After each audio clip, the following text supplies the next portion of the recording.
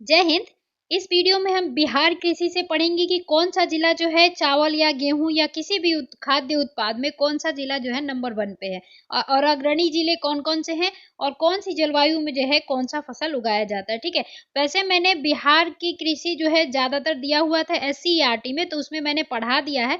तो previous video जो डले हैं उसमें आपको पता चल जाएगा कि बिहार की जो कौन सा क्षेत्र है जो किस चीज के लिए जो है जाना जाता है और बिहार की कृषि कैसी है। जैसे कहते हैं ना, मानसून का जुआ बिहार की कृषि को, भारत की कृषि को भी कहा जाता है क्योंकि मानसून पे डिपेंडेंट रहता है। तो इस टाइप के जो स्टैटिक क्वेश्चन बनते हैं ना कि कौन सा खरीफ का फसल है, कौन सा रबी का फसल है, बिहार जो है खरीफ फसल ज्यादा उत्पादित करता है या रबी फसल, ये सब जो है स्टैटिक क्वेश्चन जो है उस वीडियो में डले हैं। तो वो वीडियो आप लोग जरूर देखिएगा क्योंकि BPSC 3.0 में भी इससे क्वेश्चन आए थे और आप देखेंगे BPSC 2.0 में भी इससे क्वेश्चन आए थे। उसमें पूछा गया था आपका विश्व में भारत जो है कौन से नंबर पे गन्ना उत्पादित करता है। तो वो वीडियो भी मैंने डाल दिया है कि विश्व और भारत के जो परिप्रेक्ष्य में कि कौन से स्थान पे जो है अपना भारत किस चीज में अग्रणी है और किस चीज में जो है कितने नंबर पे आता है, और विश्व का भी मैंने डाल दिया है, तो वो भी जरूर देखें आप। इसमें हम बिहार की कृषि से रिलेटेड पढ़ेंगे सिर्फ कि बिहार में कृषि में कौन सा जो है एरिया चाहे कौन सा जिला जो है अग्रणी जिला है। ठीक है, तो देखिए भारत के कृषि मंत्री कौन है अभी, तो अर्जुन मुंडा है। वही बिहार के कृषि मंत्री देखेंगे आप तो ये कौन हो जाएंगे, मंगल पांडे हो जाएंगे। ठीक है, ये करेंट डेटा जो है चेंज होते रहता है तो ये आप लोग जरूर एक बार देख लिया करें। वैसे अभी बिहार कृषि मंत्री जो है आपके मंगल पांडे हैं। ठीक है, अब ये कृषि का मान लीजिए कि जो अपना बिहार है उसका क्षेत्रफल कितना है, ये क्षेत्रफल मानना नहीं है, एक्चुअली बिहार का क्षेत्रफल इतना ही है, 94163 किलोमीटर स्क्वायर जो है आपका बिहार का क्षेत्रफल है। उसके बाद वही अगर हेक्टेयर में देखना चाहे तो 00 हो जाएगा क्योंकि 100 से क्या करते हैं, गुना कर देते हैं, तो वो हेक्टेयर में हो जाता है। ठीक है, अभी देखेंगे वन की स्थिति क्या है, तो भारत की वन की स्थिति जो है 2021 के अनुसार आपका 7.84% है। ठीक है, इसमें क्या हुआ है, 1.03% से जो है वृद्धि हुआ है। ठीक है, 2019 से अगर देखें तो। और वही अगर जंगल के मतलब वन के वो में देखें कि कौन सा जिला आगे है, तो कैमूर आता है नंबर 1 पे, फिर पश्चिम चंपारण आएगा आपका, फिर रोहतास आएगा। और निगेटिव में देखेंगे कि सबसे कम कहाँ है, तो वन जो है तो शेखपुर, फिर अरवल, फिर जहानाबाद। वो इसलिए मैंने बता दिया कि एक्चुअली क्या हम यहाँ पे डिवाइड करेंगे कि कितना जो है बिहार में प्रति भूमि पाया जाता है और जो है कितने % जो है आपका शुद्ध बुआई क्षेत्र कृषि में यूज किया जाता है बिहार के क्षेत्रफल का। तो उसी में मैंने यहाँ पे नोट डाउन कर दिया है कि बिहार के वन जो है कितने % है, 7.14% है, 7.84% है। ठीक है, और जिला देख ही लिया आपने।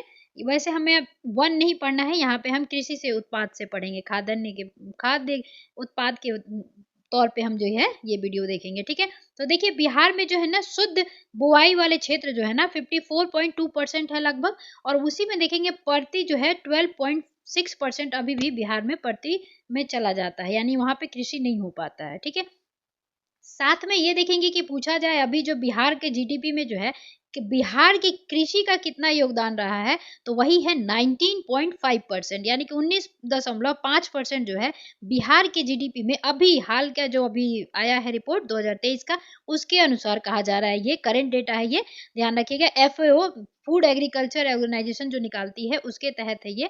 ठीक है, तो ये बिहार के GDP में कितना योगदान रहा है कृषि का, तो ये रहा है 19.5%, यानी कि 19.5%। वही भारत के कृषि में, भारत की कृषि का भारत की GDP में पूछा जाए तो कितना % है, मैंने पिछले वीडियो में भी बताया था कि 15% है। ठीक है, तो ये ध्यान रखना है।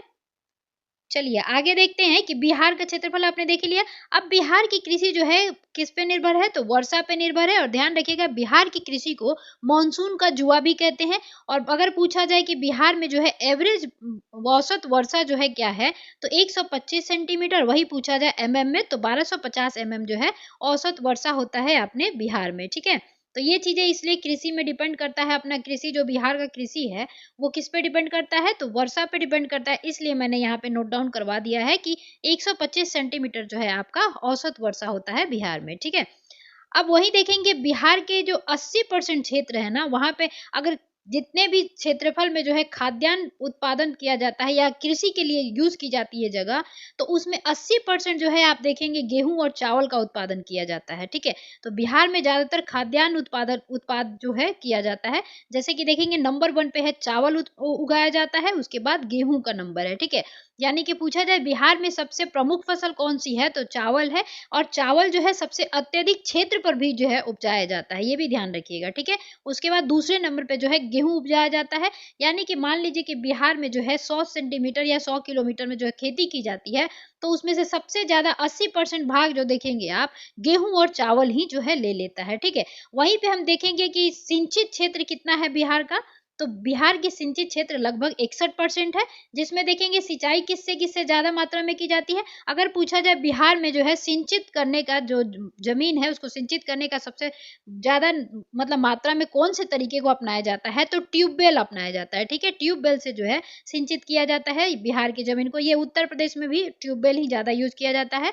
ज्यादातर जो स्टेट है उसमें ट्यूबवेल जो है ज्यादा यूज किया जाता है, ठीक है। 63% लगभग जो है सिंचाई में इसका यूज किया जाता है।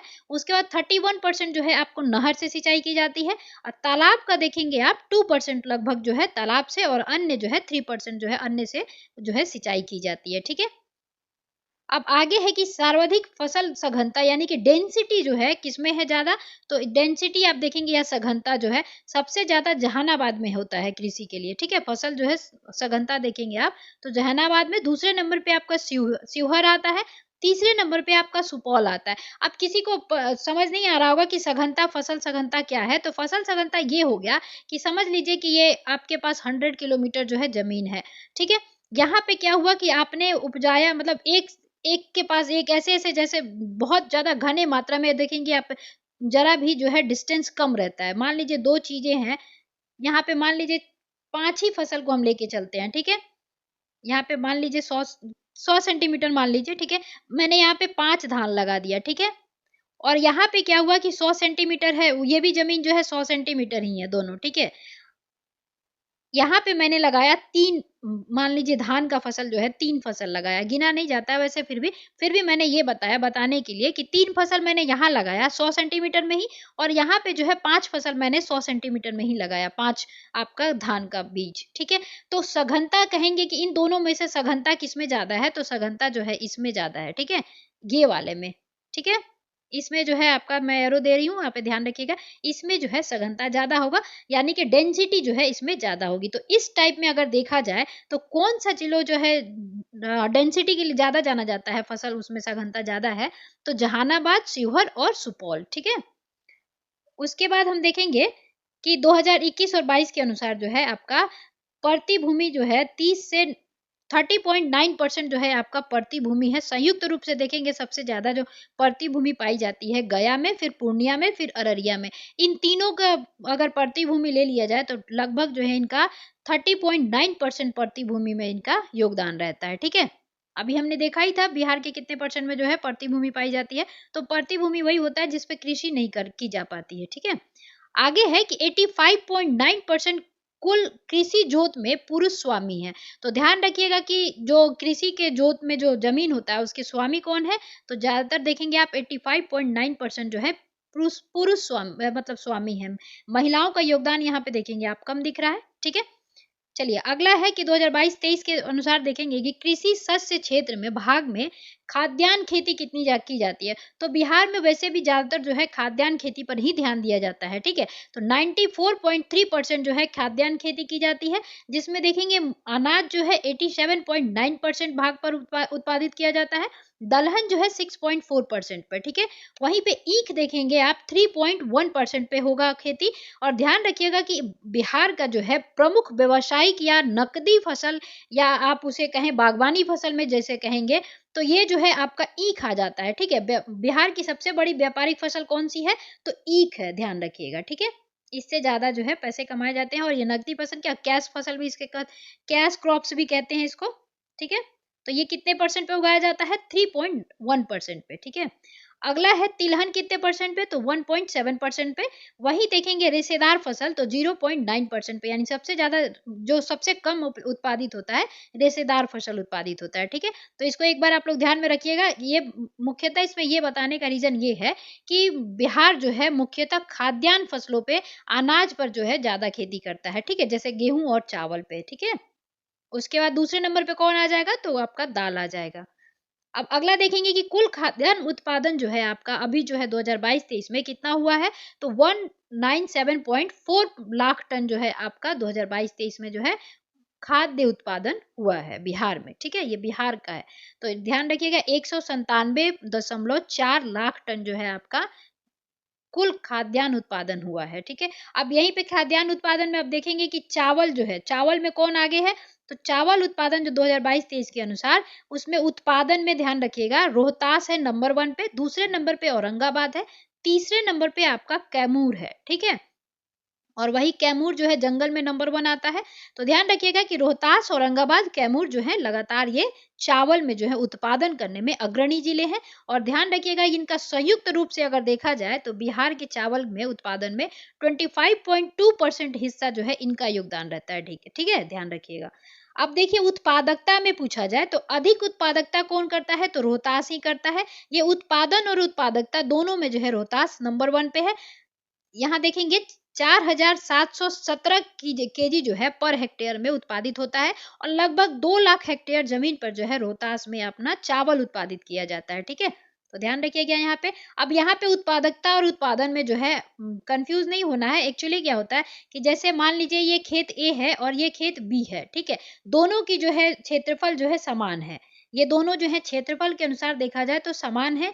लेकिन इस वाले खेत में जो है 10 केजी जो है मान लीजिए धान ही जो है, गेहूं जो मान लीजिए उत्पादित किया, और इस वाले में जो है अपना 8 केजी जो है गेहूं उत्पादित किया। ठीक है, तो दोनों का क्षेत्रफल जो था समान ही था, लेकिन बी ने जो है 10 केजी उत्पादित किया उसी जमीन में गेहूं का, और ये जो है 8 केजी गेहूं जो है उत्पादित किया। तो रेशियो आप देखेंगे 2 केजी ये कम ए जो है उत्पादित कर रहा है। तो अब यहाँ पे पूछा जाए उत्पादकता किसकी अच्छी है, तो उत्पादकता जो है बी की ज्यादा अच्छी हो जाएगी। ठीक है, और वही उत्पादन में भी अभी अब देखेंगे तो ये क्या हो जाएगा, बी जो ही है वही आगे हो जाएगा। ठीक है, तो यही होता है उत्पादकता और उत्पादन। ठीक है, अब आगे है सबसे कम उत्पादकता जो देखेंगे अगर आप चावल का, तो कौन हो जाएगा, मधुबनी। ठीक है, ये क्या करता है, तो वो 1,601 केजी पर हेक्टेयर जो है ये क्या करता है, चावल जो है उत्पादित करता है मधुबनी। 1.7 लाख हेक्टेयर जमीन पर लगभग यहाँ पे खेती की जाती है चावल की। तो ध्यान रखिएगा सब चावल में अब नॉर्मल जो उसको समेकित किया जाए तो चावल में सबसे नंबर 1 पे है रोहतास, और सबसे कम उत्पादन जो है होता है मधुबनी में। ठीक है, अब देखिए धान की फसल जो है उनके अन्य नाम भी है कौन कौन से, तो अगहनी, गरमा, भदई के नाम से भी जाना जाता है। ठीक है, बिहार की प्रमुख खरीफ फसल सर्वाधिक क्षेत्र पर भी उत्पादित की जाने वाली कौन सी है, तो चावल हो जाएगी। ठीक है, और अगर पूछा जाए कि बिहार की प्रमुख फसल कौन सी है, तो चावल ही है। अगर वही पूछा जाए रबी में कौन सी फसल जो है प्रमुख है बिहार की, तो वो हो जाएगी गेहूं। ठीक है, और खरीफ और ऐसे में फसल में कौन हो जाएगा, चावल। अब देखेंगे बिहार में गेहूं का उत्पादन, तो गेहूं में देखिए कौन है, फिर रोहतास ही आपका आगे आता है। यानी कि चावल और गेहूं दोनों के मात्रा से देखा जाए तो दोनों में जो है रोहतास नंबर 1 पे आता है, उसके बाद कैमूर, उसके बाद भोजपुर, और ये तीनों का अगर देखा जाए तो संयुक्त रूप से 21.1% जो है आपका 21.1% आपका संयुक्त रूप से इनका योगदान रहता है। ठीक है, तो गेहूं में सबसे नंबर 1 पे कौन सा है, रोहतास है, दूसरे नंबर पे कैमूर है, और तीसरे नंबर पे कौन है, भोजपुर है। और वही देखेंगे सर्वाधिक जो है उत्पादकता में कौन सा मतलब जिला आता है बिहार का, तो ये आ जाएगा खगड़िया। ठीक है, ये 3,960 केजी जो है पर हेक्टेयर में उत्पादित करता है, और सबसे कम जो है आपका उत्पादकता में देखेंगे और उत्पादन दोनों में जो हो जाएगा आपका जमुई, ये 1980 जो है केजी पर हेक्टेयर जो है आपका उत्पादन करता है गेहूं का। तो आपसे पूछा जाए गेहूं के उत्पादन में सबसे नंबर 1 पे कौन सा जिला है, तो रोहतास हो जाएगा, और सबसे कम जमुई हो जाएगा। ठीक है, और उत्पादकता के अनुसार पूछा जाए कि गेहूं में सबसे ज्यादा उत्पादकता कौन करता है, तो खगड़िया जिला हो जाएगा। ठीक है, चलिए आगे देखते हैं। सर्वाधिक अनुकूल क्षेत्र बागमती नदी तराई क्षेत्र, उत्तर बिहार में जो बागमती नदी है जो आप देखेंगे वो महादेव श्रेणी से आती है नेपाल से, तो ये वाली नदी जो है इसके तराई क्षेत्र में जो है गेहूं उत्पादन जो है ज्यादा होता है। ठीक है, उसके बाद दूसरी प्रमुख फसल अगर देखी जाए बिहार की तो कौन सी है, गेहूं है।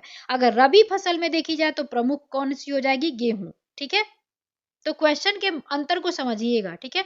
अगला है मक्का। तो मक्का में सबसे ज्यादा जो है अररिया उत्पादित करता है, 20% लगभग ये अकेला जिला जो है राज्य स्तर पर अपना योगदान देता है। और ध्यान रखिएगा उत्पादन और उत्पादकता दोनों में जो है कौन आगे है, अररिया है मक्का में, ठीक है। और ये 9,872 केजी पर हेक्टेयर जो है मक्का उत्पादित करता है। और देखेंगे वहीं तीसरा प्रमुख फसल जो है हमारा मक्का है बिहार का, ठीक है। अब दलहन में देखते हैं। तो दलहन में जो है अपना उत्पादन में जो जिला है सबसे आगे वो पटना है, फिर औरंगाबाद है, फिर नालंदा है। लगभग इन तीनों जिलों को मिलाकर देखेंगे राज्य के कुल उत्पादन में तो 28.2%, 28% 2% जो है आपका इनका योगदान होता है संयुक्त रूप से इन तीनों जिलों का, ठीक है। तो कितना हो गया, 28.2% इन राज्य के कुल उत्पादन में इन तीनों जिलों का अकेले क्या होता है, दलहन में योगदान है, ठीक है। और ऐसे पूछा जाए दलहन में सबसे अग्रणी जिला कौन सा है, तो पटना हो जाएगा, ठीक है, उत्पादन में। और अगर उत्पादकता में पूछी जाए दलहन के तो कौन से हो जाएंगे, बेगूसराय, फिर नालंदा, फिर आपका सिवान हो जाएगा, ठीक है। तो उत्पादन में गेहूं दलहन के कौन है, तो पटना है।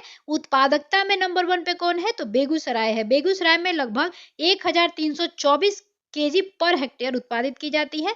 वहीं नालंदा जो है दूसरे नंबर पे आता है, ठीक है। अब यहाँ पे देखेंगे फल फ्रूट में। तो आम में अगर कौन सा जो है जिला आगे है सबसे, तो दरभंगा है। दूसरे नंबर पे पूर्वी चंपारण है। और तीसरे नंबर पे जो है आपका वैशाली आता है, ठीक है। उसके बाद देखेंगे अमरूद में कौन सा जिला आगे है, तो नालंदा, फिर मुजफ्फरपुर, फिर रोहतास, ठीक है। लीची में सबको पता है कि लीची जो है मुजफ्फरपुर का शाही लीची सब फेमस भी है, अंतर्राष्ट्रीय लेवल पे भी इसकी पहचान मिल चुकी है। अब इसको जीआई टैग भी मिल चुका है। तो लीची उत्पादकता में सबसे, और ये उत्पादन दोनों में सबसे आगे कौन है, तो ये अपना मुजफ्फरपुर है, ठीक है। ध्यान रखिएगा उसको जीआई टैग भी मिला हुआ है। यहाँ केला में देखेंगे, केला में कौन सा जिला जो है अग्रणी है, तो पहले नंबर पे आता है मधुबनी, दूसरे नंबर पे वैशाली, तीसरे नंबर पे जो है मुजफ्फरपुर आता है। और ध्यान रखिएगा बिहार के हाजीपुर का केला जो है वो मतलब प्रसिद्ध है, ठीक है। अब सब्जी की उत्पादकता में देखेंगे तो आलू में कौन सा जिला सबसे आगे है, तो पटना है, फिर नालंदा है, फिर समस्तीपुर है, ठीक है। अगला जो प्याज में देखेंगे तो प्याज में नालंदा जो है नंबर 1 पे आता है, दूसरे नंबर पे वैशाली आता है, तीसरे नंबर पे पश्चिमी चंपारण आता है, चौथे नंबर पे पटना आता है, ठीक है। ये प्याज का उत्पादकता था। अगला है गोभी में। तो गोभी में देखेंगे वैशाली, फिर कटिहार, फिर नालंदा। टमाटर में अगर देखा जाए बिहार में कौन सा जिला अग्रणी है, तो वैशाली, फिर पटना, फिर नालंदा। उसके बाद बैंगन के में देखेंगे तो कौन हो जाएगा, नालंदा, फिर पटना, फिर वैशाली, फिर जो है आपका चौथे नंबर पे बेगूसराय आएगा। उसके बाद अगर जूट में देखा जाए तो जूट में जो है औसत उत्पादकता जो है 2620 किलोग्राम जो केजी मतलब पर हेक्टेयर से जो है उत्पादन होता है बिहार में। और ध्यान रखिएगा बिहार जो है विश्व में जूट उत्पादकता में तीसरे नंबर पे आता है।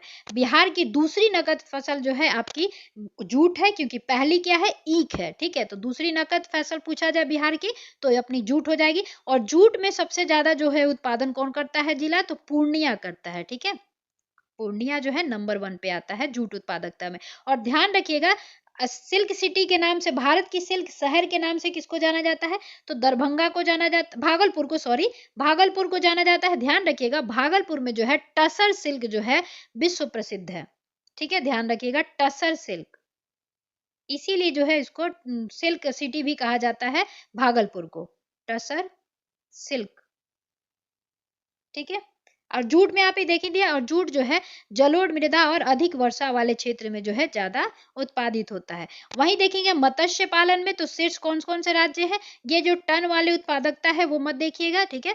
ध्यान रखिए कि पहले नंबर पे जो है मत्स्य पालन में मधुबनी आता है, दूसरे नंबर पे दरभंगा आता है, और तीसरे नंबर पे जो है पूर्वी चंपारण आता है, ठीक है। अब भी जो देखेंगे कुल उत्पादन हुआ है 2022-23 में तो कितना हुआ है, 846 लाख टन जो है आपका उत्पादन हुआ है अभी इस ईयर, ठीक है। 2022-23 के ये आंकड़े हैं। और वृद्धि कितना हुआ है जूट में, तो 3.91% जो है वार्षिक वृद्धि दर्ज की गई है जूट उत्पादकता में, ठीक है। ये 2022-23 का डेटा था, ये आपका ध्यान रखिएगा। 846 लाख टन उत्पादन हुआ है मत्स्य पालन में। अब मत्स्य पालन में जो है ना कुछ योजनाएं चल रही हैं बिहार में, तो कौन कौन सी है? तो नदी मत्स्य पालन, रिवर रेंजिंग, उसके बाद आपको कार्यक्रम चल रहा है, उसके बाद प्रधानमंत्री मत्स्य संपदा योजना चल रहा है, फिर मछली फसल बीमा योजना भी जो है मत्स्य पालन को प्रोत्साहन करने के लिए ये योजनाएं चल रही हैं। उसके साथ साथ देखेंगे मुख्यमंत्री समेकित चौर विकास योजना भी चल रहा है, जलाशय मात्स्यिकी विकास योजना भी चल रहा है, 2023 में स्टार्ट किया गया था इसको। और इसका उद्देश्य क्या है? तो जलाशय में मछली उत्पादन को जो है बढ़ावा देना। ये किसका उद्देश्य है? तो जलाशय मात्स्यिकी विकास योजना का, ठीक है, 2023 में ये योजना लागू किया गया है। अब वही देखेंगे दूध उत्पादन में, तो भारत जो है नंबर 1 पे आता है दूध उत्पादन में। उसके बाद बिहार देखिए 125.03 लाख टन जो है उत्पादन किया है दूध 2022-23 में, ध्यान रखिएगा। और सबसे ज्यादा इसमें क्या होता है? गाय का दूध जो है ज्यादा उत्पादित करता है और भैंस का दूध जो है 35% के लगभग उत्पादित किया जाता है। दूध के उत्पादन में आप देखेंगे कौन सा जिला जो है आगे है? तो समस्तीपुर, बेगूसराय, पटना, मधुबनी, सीतामढ़ी और पूर्वी चंपारण जो है आगे है, ठीक है। अब देखते हैं बागवानी विकास संबंधी पहल में जो कौन कौन से योजनाएं चल रही है बिहार में। तो समेकित बागवानी विकास मिशन चल रहा है जिसमें 23 जिले जो है सम्मिलित किए गए हैं। मुख्यमंत्री बागवानी विकास योजना चल रहा है जिसमें 15 जिले समेकित किए गए हैं। सब्जियों हेतु उत्कृष्ट केंद्र जो है चंडी में किया जा रहा है, ठीक है। सब्जियों हेतु उत्पादकता केंद्र जो है चंडी है, ठीक है। अब यहाँ देखिए ईख के बारे में, क्योंकि बिहार का जो है नंबर 1 नकदी फसल के रूप में जाना जाता है, ठीक है। बिहार का प्रमुख नकदी फसल कौन सा है? तो ईख हो जाएगा। ईख जो है अभी 214.76 लाख टन जो है उत्पादन किया है। याद रखिएगा 214.76 लाख टन जो है अभी उत्पादन हुआ है ईख का।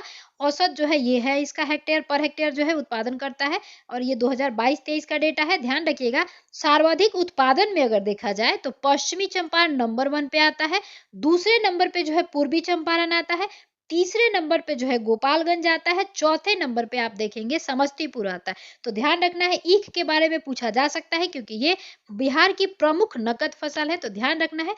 पहले नंबर पे कौन आएगा? पश्चिमी चंपारण, दूसरे नंबर पे आएगा पूर्वी चंपारण, तीसरे नंबर पे जो है गोपालगंज और चौथे नंबर पे आता है समस्तीपुर, ठीक है। वहीं आप देखेंगे यहाँ पे उत्पादकता भी जो है पूर्वी चंपारण का अगर देखा जाए तो पूर्वी चंपारण क्यों आगे हो गया है, मतलब गोपालगंज को जो है पीछे छोड़ दिया है, और ये 15.63 जो है लाख टन उत्पादन किया है, ठीक है। ये कितना बढ़ोतरी किया? 64.5% जो है ये योगदान अपना दे रहा है पूर्वी चंपारण, ठीक है। तो नॉर्मल पूछा जाए कि ईख में उत्पादकता में नंबर 1 जिला कौन सा है? तो पश्चिमी चंपारण है, दूसरे नंबर पे पूर्वी चंपारण, यानी पश्चिमी, पूर्वी, फिर गोपालगंज, फिर समस्तीपुर। अब अनुकूल परिस्थिति क्या होती है ईख उत्पादित करने की? तो अधिक वर्षा जहां होगा, दोमट मिट्टी होगी और तापमान लगभग इसको 26 डिग्री सेल्सियस जो है इसको रिक्वायरमेंट होती है, ठीक है। और कुल उत्पादन कितना हुआ है ये बता ही दिया, 214.76 लाख टन, ठीक है। और इसके प्रोत्साहन हेतु योजना कौन सी चल रही है? तो मुख्यमंत्री गन्ना विकास कार्यक्रम जो है चल रहा है अभी, ठीक है। अब आगे देखेंगे बागवानी में, तो सर्वाधिक क्षेत्रफल की बागवानी वाला फल कौन सा है? हमारे यहाँ आम है। और प्रमुख फसलें कौन कौन सी है? तो शाही लीची कहाँ होता है? मुजफ्फरपुर में। वहीं यहाँ पे देखेंगे किसमें, ये बागवानी में किसमें देख रहे हैं, ठीक है, ध्यान रखिएगा। जर्दालू आम भागलपुर का, उसको जीआई टैग भी मिल चुका है। दीका मालदह जो है पटना में है, ठीक है। मालदह भी शायद आम का ही नाम है, ठीक है। तो ये कौन कौन से हो गए? भागलपुर का जर्दालू आम और शाही लीची मुजफ्फरपुर में है, और दीघा मालदा जो है पटना में मतलब उत्पादित किया जाता है। अब प्रमुख संस्थान देख लेते हैं यहीं पे अगर आया है कृषि का, तो बिहार कृषि विश्वविद्यालय कहाँ है? सबौर। केले हेतु ये टिश्यू कल्चर प्रयोगशाला यही वहां पे किया जाता है, ध्यान रखिएगा। वहीं पूछा जाए डॉक्टर राजेंद्र प्रसाद केंद्रीय कृषि विश्वविद्यालय कहाँ है? तो पूषा यहाँ पे मशरूम की खेती की जाती है, और ये कहाँ है? पूषा में है, ठीक है, पूषा समस्तीपुर। सर्वाधिक उत्पादन केला जो हुआ है, तो ये जो है आपका सबसे ज्यादा अगर केला पूछा जाए कहाँ का फेमस है, तो वो हाजीपुर का फेमस है। और केला उत्पादकता में हमने देख ही लिया था। मखाना उत्पादन में जो है बिहार जो है देश में प्रथम स्थान रखता है, ठीक है। और मखाना मिथिला का जो है फेमस है, ठीक है। अब देखिए कृषि जलवायु का जो प्रदेश होता है वो भी मैंने यहाँ पे राइट डाउन कर दिया है, तो देख लीजिए यहाँ पे उत्तर उत्तर पूर्वी जलोढ़ मैदान में जो देखेंगे औसत वर्षा जो है आपका 1450 mm होता है। मुख्य फसलें इधर जो होती हैं ये कौन कौन सी हैं, तो मक्का, जूट, अनार और मृदा जो है इधर कौन सी पाई जाती है, तो हल्की अम्लीय बलुई से सिल्ट युक्त दोमट मिट्टी जो है इधर पाया जाता है। ठीक है, उसके बाद उत्तर पश्चिमी क्षेत्र में देखेंगे तो गन्ना के लिए ज़्यादा जाना जाता है, और यहाँ जो औसत वर्षा होता है इधर साइड में तो 1245 mm जो है वर्षा होता है, और यहाँ जलोढ़ मैदान यानी कि जलोढ़ मिट्टी पाई जाती है। उसके बाद साथ में देखेंगे आप यहाँ पे जो इस एरिया में जो है चावल, गेहूं, मक्का, आलू, आम, ईख, लीची जो है उत्पादित किया जाता है। और मृदा कौन सी है, तो बलुई दोमट मृदा यहाँ पे देखने को मिलता है। वहीं दक्षिणी बिहार में देखेंगे तो औसत वर्षा क्या है, तो 1115 mm है। मुख्य फसलें इधर की क्या हो जाएंगी, तो चावल, आलू, गेहूं, आम, अमरूद, मृदा और मिट्टी जो है बलुई एवं जलोढ़ मिट्टी जो है दोमट मिट्टी जो है देखने को मिलती है। ठीक है, उसके बाद देखिए चाय के लिए कौन सा जिला जो है ज्यादा जाना जाता है, तो किशनगंज जो है अग्रणी जिला है चाय के लिए। और चाय विकास योजना जो है उसमें 50% सब्सिडी जो है सरकार देती है, तो ध्यान रखिएगा चाय उत्पादन करने के प्रोत्साहन को बढ़ाने के लिए चाय विकास योजना जो है चलाया जा रहा है बिहार में। और बिहार का चाय उत्पादन में किशनगंज जो है अग्रणी जिला है और नंबर 1 पे आता है। ठीक है, अब मखाना विकास योजना देखेंगे तो मखाना सबको पता है कि मिथिला का मखाना बहुत फेमस भी है और उसको जीआई टैग भी मिल चुका है। देश के कुल उत्पादन 90% का हिस्सा जो है लगभग देश में ये मखाना हम लोग बिहार देता है। और ध्यान रखिएगा ये 90% हिस्सा देता है, इसका मतलब देश में प्रथम नंबर पे कौन आएगा मखाना उत्पादन में, तो बिहार आएगा। ठीक है, 11 जिलों में जो है इस योजना का विस्तार किया गया है, जिसमें 75% सब्सिडी जो है आपका सरकार देती है। और मिथिला के मखाना को जो है आपको जीआई टैग मिल चुका है मखाना, ध्यान रखिएगा। अब देख लेते हैं जीआई टैग जो है क्या है, और ये भी याद रखिएगा कि यहाँ पे लिखे दिया है कि मखाना जो है देश में प्रथम बिहार उत्पादित करता है। उसके बाद आप देखेंगे जीआई टैग किसको किसको मिला है, तो लीची जो है मुजफ्फरपुर का शाही लीची उसको मिला है जीआई टैग। कुल 6 उत्पाद को जो है जीआई टैग मिला है बिहार के। तो और एक हो गया कतरनी चावल भागलपुर का, उसके बाद जर्दालू आम भागलपुर का, और उसके बाद मिथिला का मखाना को।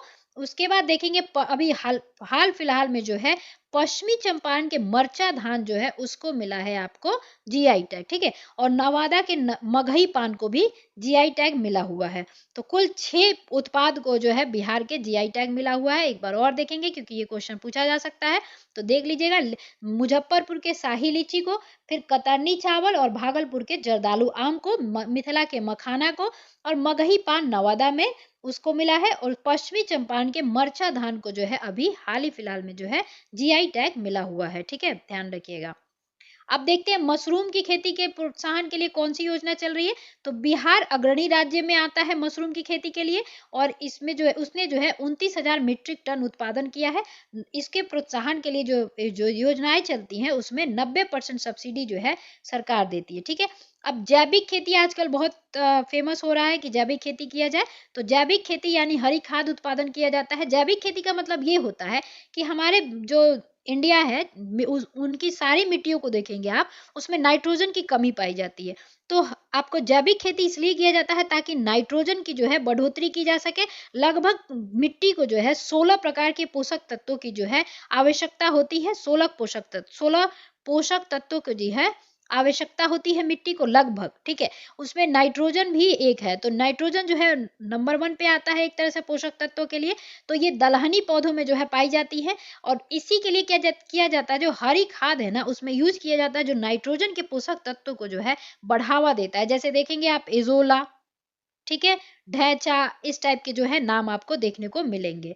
ठीक है, तो यही होता है जैविक खेती। अब जैविक खेती जो है 38 जिलों में किया जा रहा है बिहार के। मिट्टी में नाइट्रोजन और कार्बन की बढ़ाने के लिहाज से जैविक खेती को जो है हरी खाद का उपयोग किया जाता है। ठीक है, अब 13 जिलों में क्या क्या चल रहा है, तो जैविक कॉरिडोर योजना चल रहा है लगभग 20,000 एकड़ जमीन पर। ठीक है, उसके बाद परंपरागत कृषि कृषि विकास योजना जो है वो 11 जिलों में चल रहा है। कौन कौन सा जिला उसके अंतर्गत है, तो पूर्वी चंपारण, मुजफ्फरपुर, रोहतास, सिवान, सहरसा, किशनगंज, अररिया, बांका, जमुई, गया और दरभंगा। ठीक है, ये जो है परंपरागत कृषि विकास योजना जो है 11 जिलों के अंतर्गत चल रहा है, जो ये जिलों के नाम थे। ठीक है, अब आगे देखेंगे सिंचित क्षेत्र के बारे में। जो हमने देखा था 61% जो है भाग सिंचित क्षेत्र पाया जाता है बिहार के। तो सबसे अधिक सिंचित क्षेत्र किस जिला में पाया जाता है, तो रोहतास में पाया जाता है। और रोहतास जो है गेहूं और चावल में भी नंबर 1 है। और सबसे कम सिंचित क्षेत्र कहाँ पाया जाता है, तो ये शिवहर में पाया जाता है। ठीक है, जिसका लगभग देखेंगे 0.25 लाख हेक्टेयर जो है सिंचित क्षेत्र पाया जाता है। वहीं देखेंगे रोहतास में तो 4.32 लाख हेक्टेयर जो है पाया जाता है। ठीक है, अब देखिए इसमें जो है सुने होंगे आप लोग, निश्चय 7 जो निश्चय 7 जो था 1 भी आया था, फिर निश्चय 7 भी उसका 2 भी पार्ट आया, यानी कि पार्ट 2 भी चल रहा है उसका निश्चय 7 का। तो उसमें देखेंगे पहले नंबर पे युवा शक्ति बिहार प्रगति है, सशक्त महिला एवं सक्षम महिला है। तीसरे नंबर पे जो देखेंगे कृषि से ये रिलेटेड है, हर खेत तक सिंचाई योजना, यानी कि सिंचाई करने के लिए जो है ये योजना चल रहा है किसके तहत, तीसरे नंबर पे निश्चय 7(2) के तहत। ध्यान रखिएगा, निश्चय ये 7 है। ठीक है, निश्चय 7(2) के तहत जो है हर खेत तक सिंचाई योजना जो है चल रहा है। ठीक है, तो बिहार के बारे में थोड़ा सा जो कृषि क्षेत्र से रिलेटेड क्वेश्चन है तो यहीं पे मैंने करवा दिया है, और इससे क्वेश्चन पूछे जाते हैं, तो आप लोग इसको जरूर याद कर लीजिएगा। तो अगर वीडियो पसंद आया हो तो जरूर लाइक जरूर कीजिएगा। चलिए मिलते हैं अगले वीडियो में, तब तक के लिए जय हिंद।